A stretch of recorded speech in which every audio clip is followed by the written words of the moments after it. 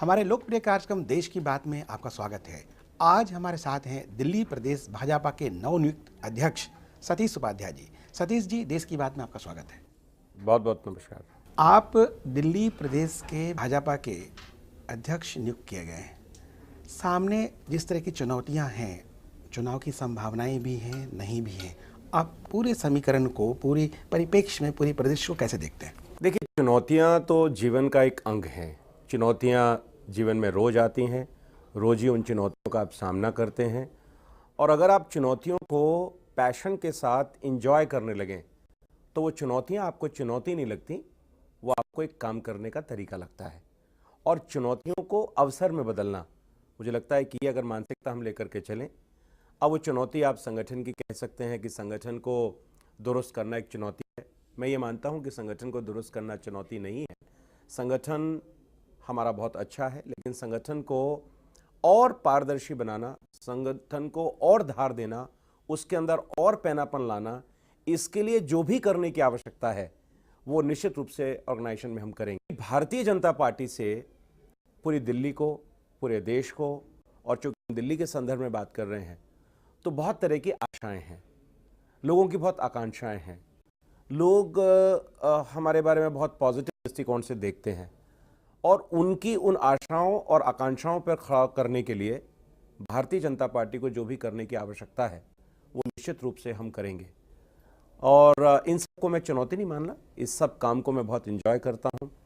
और मुझे लगता है कि ये काम जब हम करेंगे तो उसके नतीजे, अगर सही मन से हम काम करेंगे तो सही नतीजे उसके निश्चित रूप से आएंगे। जिस तरह से पिछले चुनाव में दिल्ली में बीजेपी को एक 32 सीटें मिली, सीटें ठीक ठाक मिली, नंबर सही था, और दूसरे का हिस्सा दूसरा पार्टी ले गई, आप पार्टी और कांग्रेस का जो भी समीकरण था। आने वाले दिन क्या लगता है कि अभी आज की स्थिति में भाजपा सरकार बनाएगी या फिर चुनाव होने देगी? क्या लगता है? काफ़ी कुछ चल रहा है अंदर खाने। देखिए, सवाल लगातार मैं जब से परसों रात को मेरा ये घोषणा हुई है और कल और आज 2 दिन मुझे हुए हैं, ये सवाल लगातार लोग पूछ रहे हैं कि क्या संभावनाएं हैं, क्या अंदर खाते चल रहा है, क्या लोगों से बातचीत हो रही है। मुझे लगता है कि ये सब लोगों की एक एप्रीहेंशन है जिनके बारे में सोचा जा रहा है। मैं आपकी बात से सहमत हूँ कि दिल्ली को बहुत अनिश्चितताओं में नहीं रखना चाहिए। जो अनएंडिंग जो प्रोसेस है चुनाव का, अब ये स्थिति जो खड़ी हुई है दिल्ली में अनिश्चितता की, मैं ये निश्चित रूप से कहना चाहता हूँ और आपसे भी मेरा सवाल है और दिल्ली की जनता से भी सवाल है कि अनिश्चितता के लिए जिम्मेदार कौन है? ये अनिश्चितता किसने की? अगर आम आदमी ने दिल्ली में सरकार बनाई थी, उन्होंने बहुत बड़े बड़े उनसे वायदे किए थे, लोगों से उन्होंने कहा था कि वो ये डिलीवरी करेंगे, लोगों से उन्होंने कहा था कि वो दिल्ली को ऐसा बना देंगे, लेकिन 49 दिन की सरकार के बाद दिल्ली को छोड़ करके भाग गए। और ये भाग गए शब्द मैंने जान करके कहा है, क्योंकि उनको, आम आदमी को हर काम को करने की एक जल्दीबाजी थी।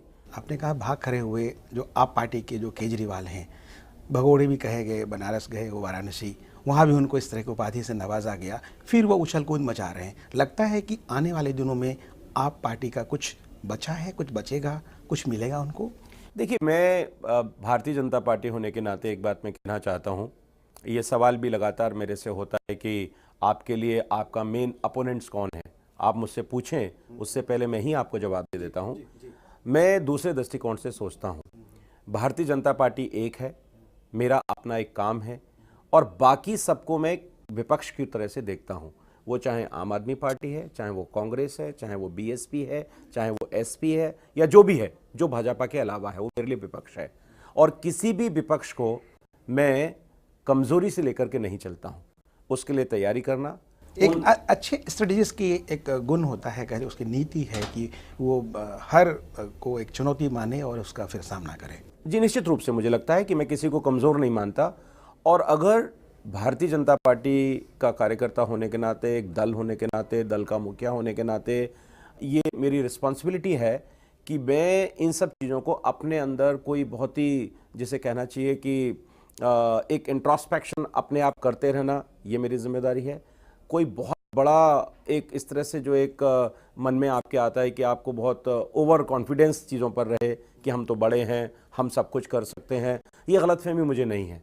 मैं अपोजिशन को बहुत चुनौतीपूर्ण तरीके से लेता हूँ और उसके लिए जो मुझे अपने कैडर को तैयार करना है, अपने हर कार्यकर्ता को उन आरडब्ल्यूएस के पास जाना, दिल्ली के उस वोटर के पास जाना जिसने आने वाले चुनाव में महत्वपूर्ण भूमिका निभानी है। मतलब चुनाव होने जा रहे हैं, मतलब ऐसा कुछ नहीं है कि इसी स्थिति में जिस तरह से विधानसभा की स्थिति है सरकार बनेगी या बनाने की बात है, आपकी बातों से ऐसा लग रहा है? नहीं, मेरी बातों से कुछ नहीं लग रहा। केवल दो ही बातें हैं, विकल्प दो ही हैं, और तीसरा विकल्प जो चल रहा है अभी अनिश्चितता का। दो विकल्प में मतलब सरकार बनेगी? दो विकल्प हैं किसी भी चीज में जी। राजनीतिक परिदृश्य में जो जिस तरह की स्थिति बनी हुई है, हंग पार्लियामेंट जहां भी होती है, हंग राज्यसभा राज्यों में जो सरकारें चलती हैं वहां पर दो ही होती हैं।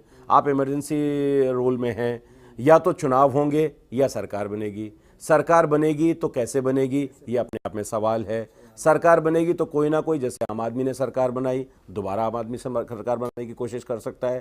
कांग्रेस 8 सदस्यों के साथ दोबारा सरकार बनाने की कोशिश कर सकती है, वो दोनों मिल सकते हैं। भारतीय जनता पार्टी, मेरे पास अभी किसी का ऑफर तो है नहीं, ना ही मैं किसी से मिला हूं, ना ही मैंने किसी से बात की है, और ये एक नीतिगत निर्णय है, और इस नीतिगत निर्णय में मेरा कोई व्यक्तिगत मत नहीं है। नितिन गडकरी का स्टेटमेंट पहले आ चुका था कि हम चुनाव के पक्ष में हैं, ऐसा पहले था। जो भी परिस्थितियां बनेंगी, और थोड़ा सा अभी विधायक दल के साथ एक बार बैठ करके, मेरे जो सीनियर नेता हैं, मेरे जो वरिष्ठ नेता हैं, उनके साथ बातचीत करके एक राजनीतिक मूल्यांकन करना पड़ेगा। माना जाए कि विकल्प खुला है अभी? नहीं, विकल्प मेरे कहने का नहीं है, ये आप कह रहे हैं, आपके हिसाब से दोनों विकल्प खुले हुए हैं।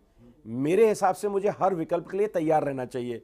खुला आप कह रहे हैं, तैयार मुझे रहना चाहिए। मतलब विकल्प तो है, मतलब खुला रहे या तैयार रहे? निश्चित रूप से इसमें कोई दो राय नहीं है। विकल्प दो ही होते हैं, चीजें दो ही होती हैं, सुख और दुख, दुख और सुख, अच्छा और बुरा, सही या गलत, दोनों चीजें होती हैं। दोनों में से कुछ भी कभी भी किसी के भी साथ हो सकता है। मैं कल तक पार्षद था, मुझे मालूम ही नहीं था कि मेरे को अध्यक्ष बनना है, पार्टी मुझे एक जिम्मेवारी देने वाली है। तो भविष्य के गर्त में क्या लिखा है ये तो भविष्य जानते। कर्म का फल तो मिलता है। आपने गीता की बात कही और सुख दुख की बात कही, तो कर्मण्येवाधिकारस्तु मा फलेषु कदाचन, तो वो कर्म तो मैटर करता है। हमारा कर्म है, हमारा कर्म है, राजनीतिक दल का कर्म है दिल्ली की जनता को गुड गवर्नेंस देना। सतीश उपाध्याय का भी कर्म है एज ए कार्यकर्ता, सतीश उपाध्याय एज ए कार्यकर्ता, एज ए दिल्ली का नागरिक, मैं दोनों हूं। ये मेरा कर्म है, जो पॉजिटिव होना है उसकी तरफ आगे बढ़ना और उस कर्म में लगना। अच्छा, उस कर्म के तहत अभी जो बजट कल पेश हुआ, अरुण जेटली वित्त मंत्री ने बजट पेश किया दिल्ली के लिए, हस्तकला अकादमी और 700 करोड़ रुपए देने की बात हुई। क्या वो पर्याप्त है जो दिल्ली के लिए दिया गया? ये तो अभी शुरुआत है। अगर आपको नींव ठीक करनी है तो आप नींव कैसे करते हैं? क्या नींव एक दिन में खड़ी कर देते हैं, या नींव को बनाने में 10 दिन लगते हैं या 5 दिन लगते हैं? ये सिंबॉलिक है। देश की अर्थव्यवस्था जो इतने वर्षों से खराब हुई है, 15 साल में अगर दिल्ली की चर्चा आपसे करेंगे, चर्चा जारी रहेगी। वक्त है ब्रेक का, ब्रेक के बाद हम फिर मिलते हैं।